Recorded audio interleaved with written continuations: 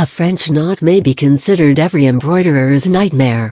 It really takes effort, agreed. However, here is help trotting towards you. Leaf through to stitch your French knot. To borrow the aforementioned statement, French knots are indeed every embroiderer's nightmare. They sincerely are. For the time they demand from you to invest and the effort that you have to staunchly put forth in every stitch you take. Nevertheless, we may affirm that the French knot is an embroiderer's charm that lures him into creating one. A French knot is a type of embroidery stitch that makes you feel proficient with your stitching wizardry and acknowledges the hard work that you have put in. It is indeed a knot that makes you feel worth being an embroiderer. Well, when we are discussing French knot, we are talking knots and not just one knot.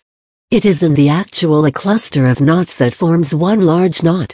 The knots are beautifully fabricated as they resemble little bulbous structures popping out together. Make an embroidery French knot.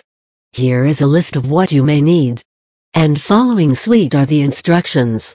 What you need: embroidery hoop, scissors, thread, embroidery floss, fabric, lots of time, dollops of patience. What you need to do: prepare yourself, ensure that you have ample of time in hand.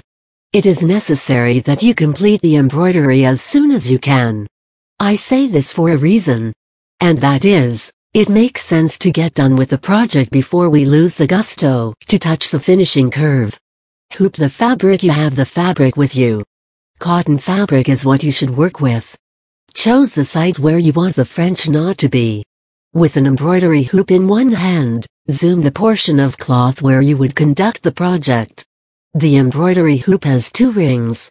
One has to be placed below the fabric and the other has to be placed on it and tightened, keeping the fabric in between and pressing it tightly. The hoop ensures that the stitches are consistent, in no way being loose or too compressed.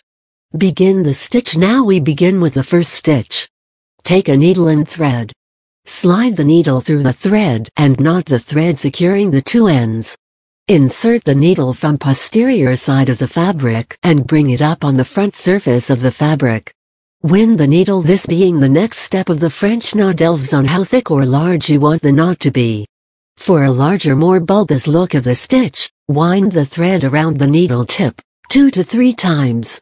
When you are done with the winding activity, let the needle dive into the same hole from which the needle was initially inserted and brought onto the surface.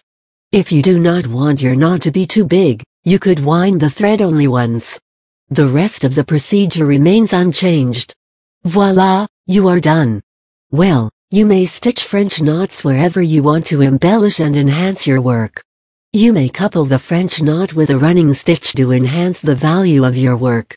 You may enjoy stitching a plethora of patterns and have them do the trick to prove your ability all the more.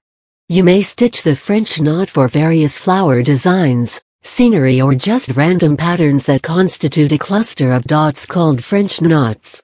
Ideal for embellishing pillowcases, bed covers, handkerchiefs and face towels, they will soon turn into an embroiderer's delight. The condition stagnating at the word practice. So, you are in the position to make a French knot all by yourself. Nevertheless, don't forget to practice the stitch until it becomes natural to you. Pay attention, build on patience, and stitch on.